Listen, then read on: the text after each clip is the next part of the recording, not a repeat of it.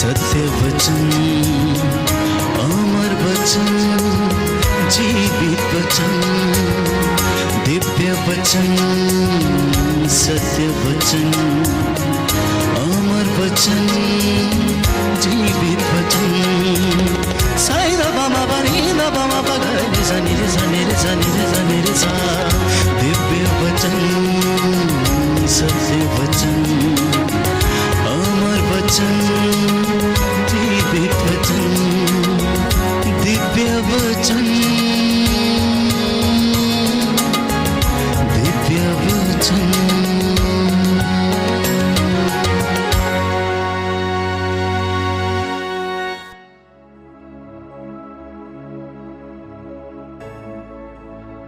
सब कुछ है यीशु की प्रभु के सामर्थी नाम पर मैं आप सभी का अभिवादन करता हूं।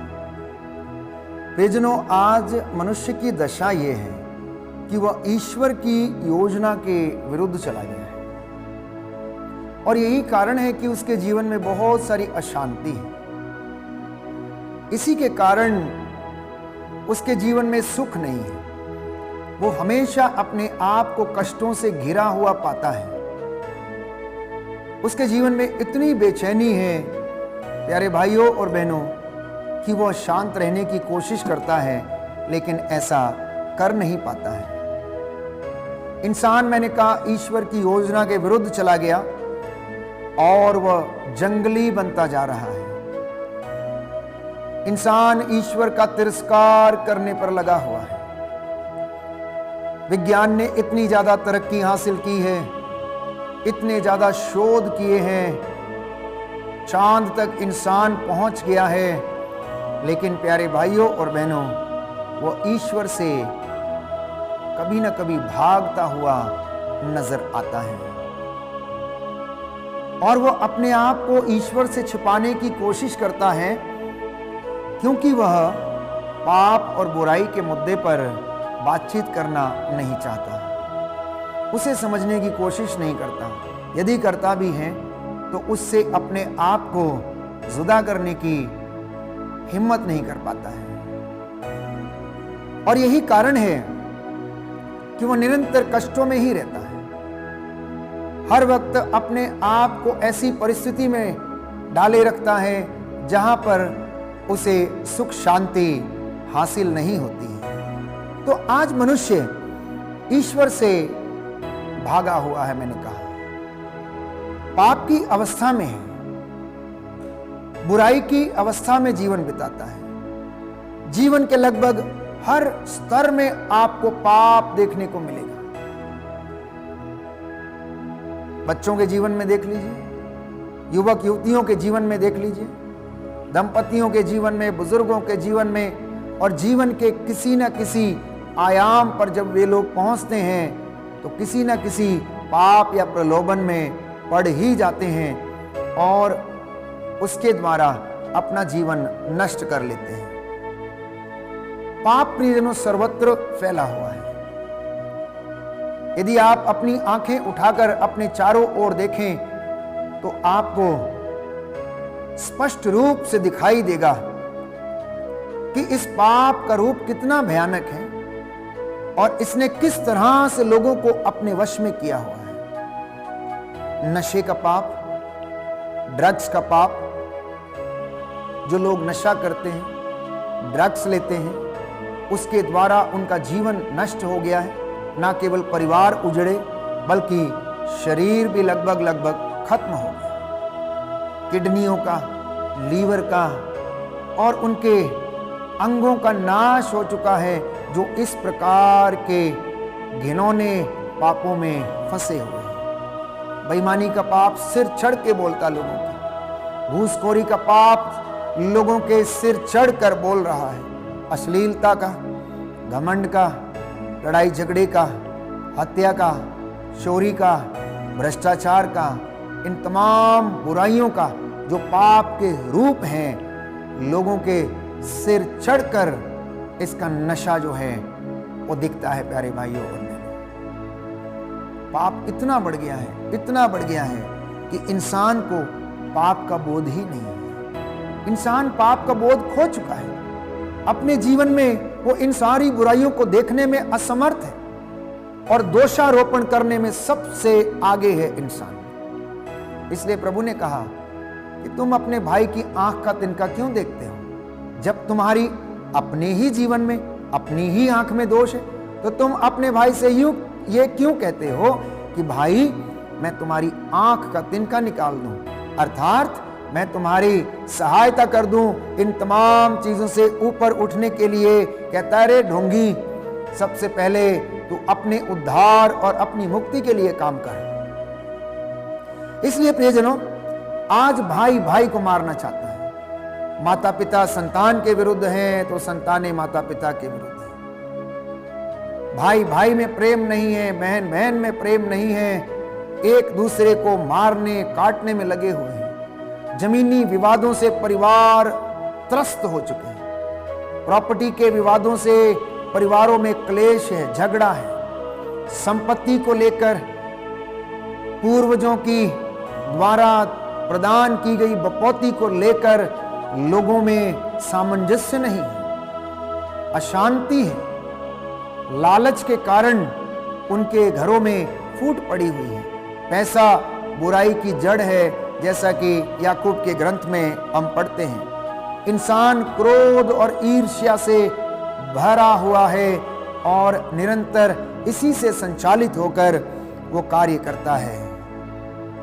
अच्छे एवं ईमानदार लोग यदि आप ढूंढना चाहें तो आपको कहीं नहीं मिलेंगे। अच्छे और ईमानदार लोग यदि आप लोग ढूंढना चाहें तो आपको कहीं नहीं मिलेंगे। परंतु मेरी एक सलाह समझे या मेरी ख्वाहिश समझे, मैं हमेशा ये कहता हूं कि हम दूसरों को सुधारने का कार्य छोड़कर अपने आप को सुधारने का प्रयत्न करें। आप अपना जीवन बदल लीजिए, दूसरों का जीवन खुद ब खुद बदल जाएगा। क्योंकि हम जैसे हैं हमें सामने वाला वैसे ही नजर आता है। जैसी हमारी दृष्टि है वो वैसा ही देखती है। जैसे हमारे विचार हैं वैसे ही वो सामने वाले व्यक्ति को देखते हैं और परसीव करते हैं। इंग्लिश में एक सुंदर कहावत है, beauty lies in the eyes of beholder. अगर आपका जीवन अच्छा है तो आप दूसरों को भी अच्छाई देने की कोशिश करेंगे। अगर आपके जीवन में प्रायश्चित है, प्रार्थना है, तो आप दूसरों को भी यही देने की कोशिश करेंगे। तो हम चिंतन कर रहे थे, मनन कर रहे थे कि इन सारी बुराइयों से, पापों से कैसे बचा जा सकता है। हम कैसे प्रभु के नजदीक आ सकते हैं, हम कैसे अपने जीवन में इन कृपाओं को फिर से भर सकते हैं। तो योएल नबी कहता है अध्याय 2 पद संख्या 12 से 14 में कि अब तुम लोग उपवास करो, अब तुम लोग उपवास करो और रोते तथा शोक मनाते हुए पूरे हृदय से मेरे पास लौटो। अब तुम लोग उपवास करो, रोते तथा शोक मनाते हुए पूरे हृदय से तुम मेरे पास लौटो। यह प्रभु का निमंत्रण है। कहता है कि तुम्हारा सब कुछ बर्बाद हो चुका है। तुमने अपने आप को बर्बाद किया है, तुमने अपने आप को अपवित्र किया है, तुमने अपने शरीर को अपवित्र किया, तुमने अपने शरीर को बर्बाद कर डाला, अपने भविष्य के साथ तुमने खिलवाड़ किया है। अब तुम भी मेरे पास लौटो, जिससे कि मैं तुम पर दया कर दूं और तुम्हारा जीवन शुद्ध हो जाए, पवित्र हो जाए। प्रभु का वचन हमसे ये गुजारिश कर रहा है कि तुम इस बात पर विचार करके देखो, प्रकाशित वाक्य अध्याय 2 पद संख्या 5, कि तुम कितने ऊंचे सिंहासन से नीचे गिर गए हो। अर्थात तुम उस कृपा से परिपूर्ण थे, तुम उस सानिध्य से परिपूर्ण थे, अब तुम उस सानिध्य से दूर चले गए हो। तुम महिमा से वंचित हो चुके हो, तुम भटक चुके हो, ईश्वर के रास्ते से तुम अलग हो चुके हो, इसलिए तुम ये सब दंड भुगत रहे हो। तो प्रज्ञा ग्रंथ अध्याय 12 पद संख्या 10 वचन में हम पढ़ते हैं कि तूने धीरे से दंड देकर पश्चाताप करने का हमें अवसर दिया है। तूने हमें धीरे से दंड देकर पश्चाताप करने का अवसर दिया है। इसलिए जब कष्ट हमारे जीवन में आता है, परेशानी हमारे जीवन में आती है, तो उन्हें हमें बड़ी ही उदारता के साथ, बड़ी ही भक्ति के साथ प्रभु से प्रार्थना करते हुए सहन करना चाहिए, क्योंकि बाइबल हमें बताती है कि तुम में से कुछ लोग अपने ही कुकर्मों के कारण बीमार पड़े हुए हैं। तुम लोगों में से कुछ लोग अपने ही कुकर्मों के कारण बीमार पड़े हुए हैं, लेकिन प्रभु आपकी उन्नति चाहता है, प्रभु आपका कल्याण चाहता है, प्रभु आपकी मुक्ति चाहता है, और वो चाहता है कि आप उससे प्रेम करें, वो चाहता है कि आप उसे खोजें, वो चाहता है कि आप उसकी हजूरी में आएं। परंतु आज मनुष्य की सबसे बड़ी विडंबना और समस्या वो ये है कि वह अपनी गलतियों को स्वीकार करना नहीं चाहता, वो अपनी कमजोरियों को स्वीकार करना नहीं चाहता है, वो अपने पापों को छिपाता है, अपने अपराध बोध को छिपाता है। प्रभु ये कहता है कि तुम छोटे बच्चों के जैसे बन जाओ, विनम्र बन जाओ, दीन बन जाओ, प्रभु के सामने घुटना टेको। बाइबल में एक सुंदर उदाहरण हम पढ़ते हैं, नाकेदार जो मंदिर के द्वार पर आकर घुटना टेक कर अपनी छाती पीट पीट कर कहने लगा कि प्रभु मुझ पर दया कर, प्रभु मुझ पापी पर दया कर।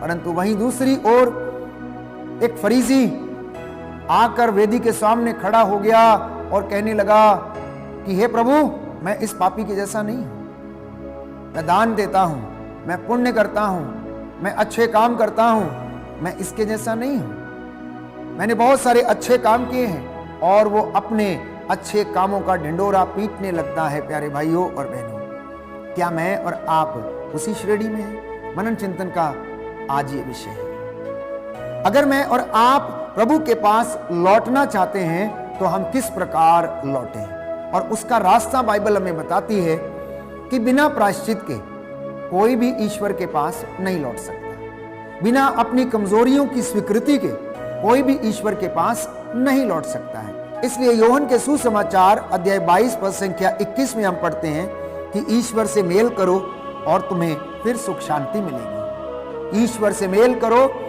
और तुम्हें फिर से सुख शांति मिलेगी। विपत्ति और दुखों से प्रभु हमें संदेश देता है, विपत्ति और दुखों से परमेश्वर हमारे जीवन में हमें संदेश देता है, वो हमें चेतावनी देना चाहता है। इसलिए जब भी कोई विपत्ति या दुख या कष्ट हमारे जीवन में आता है तो समझ लेना कि उससे प्रभु हमें कुछ ना कुछ सिखाना चाहता है, या वो हमें प्रायश्चित करने के लिए आमंत्रित करता है, और या फिर वो हमारे जीवन को सुधारना चाहता है। इसलिए यशायाह नबी कहता है अध्याय 55 पद संख्या 7 में हम पढ़ते हैं कि पापी अपना मार्ग छोड़ दे, दुष्ट अपने बुरे विचारों को त्यागे और प्रभु के पास लौट कर चला आए। दुष्ट अपने मार्ग को छोड़ दे और दुष्ट अपने बुरे विचारों को छोड़ दे, और पापी अपने रास्तों को छोड़कर प्रभु के पास लौट कर चला आए। क्योंकि बाइबल हमें बताती है, एजेकियल नबी का ग्रंथ अध्याय 18 पद संख्या 30 से 31 में हम पढ़ते हैं, प्रभु कहता है कि हे इज़राइल के घराने, मैं तुझ पर दया करूंगा, मैं तुझे एकत्र करूंगा, मैं तुझे फिर से एकत्र करूंगा। जैसे एक गरुड़ अपने पंखों की छाया में अपने चूजों को, बच्चों को एकत्र करता है, मैं भी तुझे ऐसे ही एकत्र करूंगा। इसलिए ईश्वर के पास लौटने का जो सर्वश्रेष्ठ माध्यम है प्यारे भाइयों और बहनों, वो पश्चाताप है। बिना पश्चाताप के, बिना स्वीकृति के, बिना ईश्वर की कृपा से हम में से कोई भी ईश्वर की कृपा का पात्र नहीं बन सकता। तो सबसे पहला रास्ता जो एक विश्वासी को अपनाने की जरूरत है प्रभु के पास लौटने की, वो है प्रायश्चित, पश्चाताप। पश्चाताप का अर्थ है ईश्वर के पास लौटना, वापस आना।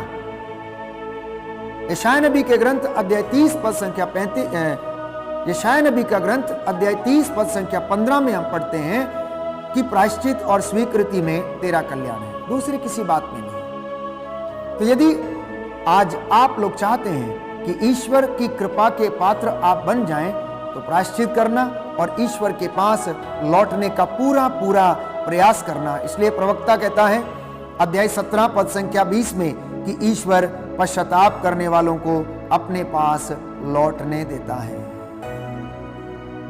आप ये ना कहें कि मेरे जीवन में पाप है और ये पाप क्षमा नहीं हो सकता, मैं कैसे यीशु के पास जाऊंगा, मैं कैसे ईश्वर के पास जाऊंगा, मैं कैसे पुरोहित को अपने पाप जाकर बताऊंगा। प्यारे भाइयों और बहनों, बाइबल साफ साफ कहती है, प्रवक्ता ग्रंथ अध्याय 17 पद संख्या 20 में, कि अगर कोई सच्चे हृदय से पश्चाताप करता है, प्रायश्चित करता, अपने गुनाहों को कबूल करता है, तो ईश्वर ऐसे पश्चातापियों को अपने पास लौटने देता है। प्रेरित चरित्र अध्याय 3 पद संख्या 19, जब हम ईश्वर के पास लौटते हैं तो हमारे पाप मिट जाते हैं। जब हम ईश्वर के पास लौटते हैं तब हमारे पाप मिट जाते हैं, हमारे जीवन में आशीषों के द्वार खुल जाते हैं, हमारे कामों में अनॉइंटिंग आने लगती है, हमारे बच्चों के जीवन में, प्यारे भाइयों और बहनों, अभिषेक उतरने लगता है। आप जिस काम में हाथ डालेंगे उस पर प्रभु की दया हमेशा हमेशा के लिए बनी रहती है। इसलिए प्रज्ञा ग्रंथ अध्याय 11 पद संख्या 23, प्रभु का वचन ये कहता है कि ईश्वर पापों को अनदेखा करता है ताकि लोग पश्चाताप करें। ईश्वर पापों को इसलिए अनदेखा करता है ताकि लोग क्या करें? पश्चाताप करें और ईश्वर के पास लौट कर चले आए। आज अपने जीवन की किताब को खोल कर देखिए, बचपन से लेकर अब तक कितनी बार इंसान ने, आपने और मैंने उन पापों को दोहराया जिसके विषय में बाइबल हमें बार बार मना करती है। हो सकता है वो पाप आंखों की दृष्टि से किया हो सकता है वो पाप हमारी जुबान से कर लिया हो सकता है वो पाप इन हाथों से हो गया हो सकता है वो पाप अपने विचारों से कर दिया हो, किसी को नीचा दिखाने के लिए, अपने आप को बड़ा समझकर, अहंकार के द्वारा, घमंड के द्वारा। हो सकता है हम इन तमाम बुराइयों से गुजरे होंगे, लेकिन प्रभु ने इन सब को अनदेखा किया, क्योंकि वो चाहता है कि इंसान, एक विश्वासी जो प्रभु के पास आना चाहता है, वो पश्चाताप करे और अपने आप को पवित्र करे। पाप की अवस्था में इंसान जब रहता है, इसलिए उसके जीवन में उसे चमत्कार नहीं दिखता है, इसलिए हम प्रभु की बातों को समझ नहीं पाते हैं। इसलिए स्तोत्रकार कहता है अध्याय 130 पद संख्या 4 में कि प्रभु पापों को क्षमा करता है, इसलिए आप लोग क्या करें? प्रभु के पास लौटें। इसलिए आप प्रभु के पास लौटें। अगर हम प्रायश्चित नहीं करते, अगर हम पाप करते जाते हैं, तो हम ईश्वर की कृपा से वंचित रहेंगे, और जब हम वंचित रहते हैं तो चीजें हमारे सामने होंगी, हम उन्हें देखेंगे लेकिन हम उन्हें छू नहीं पाएंगे, हम उन्हें खा नहीं पाएंगे। अच्छा भोजन आपकी आंखों के सामने रहेगा, लेकिन आप उसे खा नहीं पाएंगे, क्योंकि हम महिमा में नहीं हैं, हम महिमा से वंचित हैं।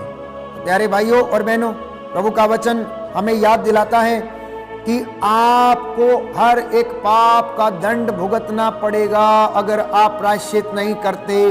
गणना ग्रंथ अध्याय 32 पद संख्या 23, गणना ग्रंथ अध्याय 32 पद संख्या 23, प्रभु का वचन कहता है कि पाप का दंड तो भुगतना पड़ेगा। इसलिए अपने आप को पाप में ना पड़ने दें, बुराई में ना पड़ने दें, बल्कि 10 गुना उत्साह के साथ आप परमेश्वर के पास लौटे। जिस उत्साह के साथ आप उसकी इबादत करते थे, उसी उत्साह के साथ आप परमेश्वर के पास लौटें और वो आप पर दया कर दे, क्योंकि पाप का रूप जो है बड़ा भयानक है। उसके दांत जो हैं इतने पैने हैं कि शेर के दांतों के समान है, जिसके घावों का इलाज नहीं है, और ये इतना भयानक है कि पाप जो है पवन की तरह छितरा देता है। पाप पवन की तरह छितरा देता है। यशायाह नबी का ग्रंथ अध्याय 64 पद संख्या 5 में हम पढ़ते हैं। इसलिए बाइबल हमें बताती है, ध्यान रहे प्यारे भाइयों और बहनों, सुक्ति ग्रंथ अध्याय 5 पद संख्या 22 से 23 में कि दुष्ट अपने कुकर्मों के कारण मर जाएगा। दुष्ट व्यक्ति, पापी व्यक्ति अपने बुरे कामों के कारण, अपने कुकर्मों के कारण मर जाएगा यदि वो प्रायश्चित नहीं करेगा। यदि वह प्रायश्चित नहीं करेगा तो वो अपने कुकर्मों के कारण मर जाएगा। जैसा मैंने आपसे कहा कि शेर जैसे शिकार की घात में रहता है, पाप भी अन्याय करने वालों की घात में रहता है। इसलिए इनसे बचने के लिए एक ही उपाय है और वो है उपवास, प्रार्थना, वचन का लगातार अध्ययन करना, उसे पढ़ना, उस पर मनन करना, उसे अपने बच्चों को सिखाना, लेटते, सोते, जागते समय, यात्रा करते समय इन वचनों को दोहराना, याद करना और प्रार्थना करना और इसकी चर्चा अपने नाती पोतों और बच्चों के साथ करना, ताकि आने वाली पीढ़ियां प्रभु के अपूर्व चमत्कारों को जान सकें और ईश्वर की आशीष उनके जीवन में सदा बनी रहे। तो जब आप पाप करते हैं तो ईश्वर की आशीष से वंचित हो जाते हैं, तो लौटने के लिए हमें प्रायश्चित करने की आवश्यकता है। इसलिए प्रभु का वचन यिर्मयाह नबी का ग्रंथ अध्याय 31 पद संख्या 19 में हम पढ़ते हैं, तुझसे दूर होने पर मैंने पश्चाताप किया, समझ आ जाने पर मैंने अपनी छाती पीटी, मैं लज्जित था, मैं पानी पानी हो गया था, क्योंकि मैं युवावस्था से कलंकित था। अब कई बार भाई बहन कहते हैं कि आखिर पाप स्वीकार करने की आवश्यकता है। आखिर पाप स्वीकार करने की आवश्यकता क्या है? हमने तो कोई पाप नहीं किया है, हमने तो कोई उल्लंघन नहीं किया। प्रियजनों, दाऊद कहता है कि मैं अपनी माता के गर्भ से ही पापी हूं। दाऊद कहता है मैं अपनी माता की गर्भ से पापी हूं। यिर्मयाह कहता है कि मैं अपनी युवावस्था से ही कलंकित हूं।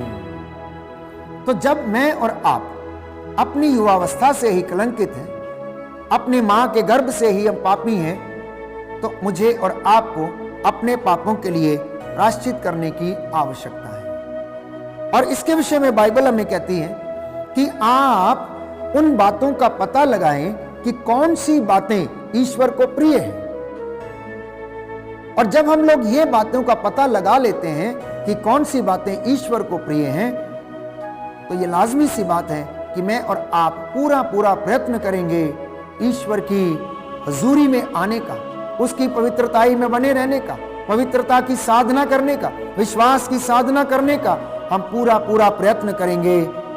और संत पौलुस कहता है कुरिन्थियों का दूसरा पत्र अध्याय 7 पद संख्या 1 में कि पवित्रता की पूर्णता तक पहुंचने का पूरा आप लोग प्रयत्न करें। योशुआ नबी के ग्रंथ में हम पढ़ते हैं कि तुम आज अपने आप को पवित्र करो और कल तुम्हारी आंखों के सामने परमेश्वर क्या करेगा? चमत्कार करेगा। संत पौलुस लिखता है कि पवित्रता के अभाव में कोई भी ईश्वर के दर्शन नहीं कर सकता।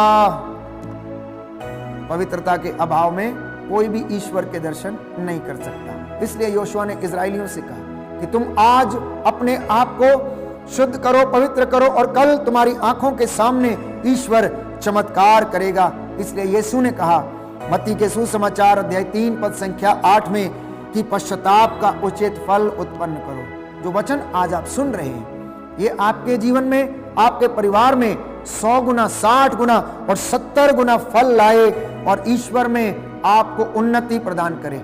आपके जीवन में आत्मिक उन्नति आए, आपके जीवन में आर्थिक उन्नति आए, आपके जीवन में शैक्षणिक उन्नति आए, आपके जीवन में, आपके खेत खलिहानों में, दफ्तरों में, फैक्ट्रीज में, इंडस्ट्री में प्रभु आपको माला माल करे। यदि आप उसके वचन पर मनन चिंतन करते, उसकी आज्ञा का पालन करते और उसे अपने जीवन में संजोए रखते हैं, तो परमेश्वर आपको अपनी मामूरी से अवश्य भरेगा। कुरिन्थियों के दूसरे पत्र अध्याय 7 पद संख्या 7 में प्रभु का वचन ये कहता है कि यदि आप प्रभु यीशु में विश्वास करो तो आपको और आपके परिवार को मुक्ति मिलेगी। विश्वास करने का अर्थ ही ये है प्यारे भाइयों और बहनों, प्रभु के सामने झुकना, छोटा बनना, विनम्र बनना, उस पर विश्वास करना और पवित्रता की साधना करना, और इन्हीं के द्वारा हम उसकी कृपा के पात्र बन सकते हैं। तो प्रियजनों, अपने आप को और अपने परिवार को जब हम पवित्र करते हैं, सैंक्टिफाई करते हैं, तो हमारे जीवन में ईश्वर की आशीष और रूह का मसा बरकरार रहता है। वो हमें आशीष प्रदान करता है। निर्गमन ग्रंथ अध्याय 34 पद संख्या 7 में हम पढ़ते हैं कि वो 1000 पीढ़ियों तक अपनी कृपा को बनाए रखता है, बुराई, अपराध और सारे पापों को वो क्षमा करता है। इसलिए यदि आपको कोई शक है तो आप, प्रभु कहता, परख कर देख लो कि प्रभु कितना भला है। वो इतना भला है कि उसका प्रेम अनंत काल तक बना रहता है, उसकी महिमा अनंत काल तक हमारे जीवन में होती रहती है, क्योंकि वो चाहता है कि आपका कल्याण हो। वो चाहता है कि उसकी योजनाएं जो आपके और मेरे लिए हैं, आपके और मेरे हित के लिए हैं, वो पूरी हो जाएं और परमेश्वर हमारे घरों पर अपनी आशीष बरसाए। इसलिए प्रियजनों, जब हम पश्चाताप करते हैं तो ईश्वर से हमारा मेल पुनः हो जाता है, हम फिर से उसके पुत्र पुत्रियां कहलाने लायक बन जाते हैं, हम स्वर्ग राज्य में प्रवेश कर सकते हैं। और पश्चाताप करने से हमारे जीवन में आशीषों के द्वार खुल जाते हैं। पश्चाताप करने से परमेश्वर की आशीष और बरकत हमारे जीवन में फिर से काम करने लगती है और सफलता हमारे आगे आगे चलने लगती है। पाप स्वीकार के द्वारा मैं और आप ईश्वर से फिर जुड़ जाते हैं। आइए हम प्रार्थना करें, प्रभु को हम धन्यवाद दें और सच्चे हृदय से प्रायश्चित करें, अपने गुनाहों के लिए माफ़ी मांगें। जाने अनजाने में जो हमसे गलतियां हो गई हैं, हो सकता है आंखों के द्वारा हमने पाप किया हो, इन हाथों के द्वारा, इन पैरों के द्वारा, इन कानों से, इन होठों से या अपनी जीभ से या शरीर से कोई पाप किया है, तो प्रभु उसके लिए हमें क्षमा प्रदान करे और हमारे जीवन में बरकत आए, आशीष आए, जिससे कि हम पश्चाताप का उचित फल उत्पन्न कर सकें। आमीन।